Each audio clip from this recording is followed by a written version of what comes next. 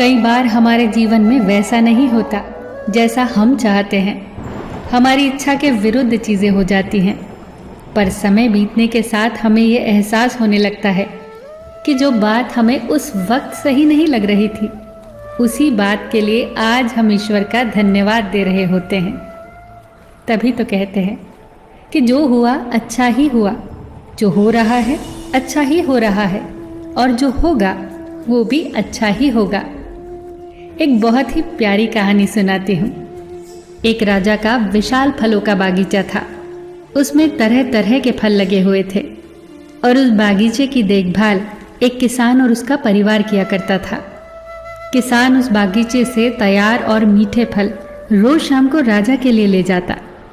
एक दिन किसान ने बागीचे में आकर देखा कि नारियल, अमरूद, सेब, अंगूर, बेर सब पके हुए थे। किसान सोचने लगा कि कौन से फल आज राजा के लिए लेकर जाऊं। न जाने उसके मन में क्या आया। उसने अंगूर की टोकरी भरी और राजा के लिए लेकर महल की ओर चल दिया। वो रास्ते भर सोचता जा रहा था। केवल अंगूर लिए, 2-4 सेब, नारियल, अमरूद ही डाल लेता।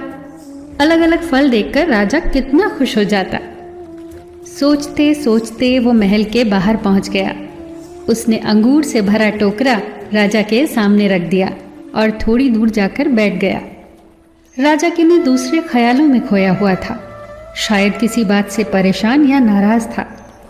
अपने ही ख्यालों में गुम राजा टोकरी से एक अंगूर निकालकर खाता और एक खींचकर किसान के माथे पर निशाना लगाकर मारता। राजा द्वारा फेंका अंगूर जब किसान के माथे या शरीर पर लगता तो किसान कहता, ईश्वर बड़ा ही दयालु है।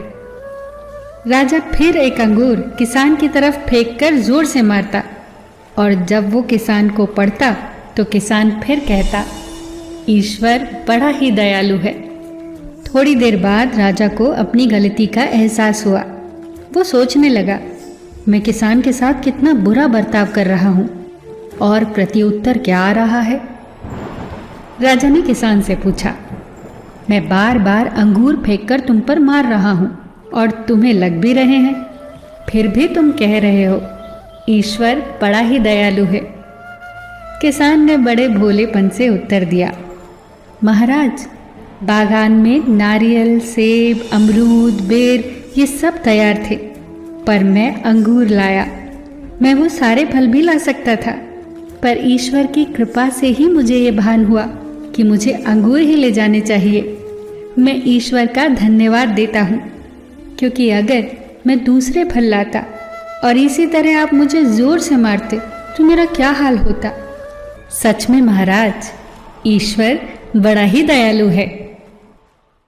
दोस्तों, यदि जीवन में किसी मोड़ पर सही या आपके हिसाब से घटित ना हो तो धैर्य रखना, क्योंकि समय अपने राज समय आने के साथ ही खोलता है और उस समय हमारे मुंह से यही निकलता है कि जो हुआ अच्छा ही हुआ।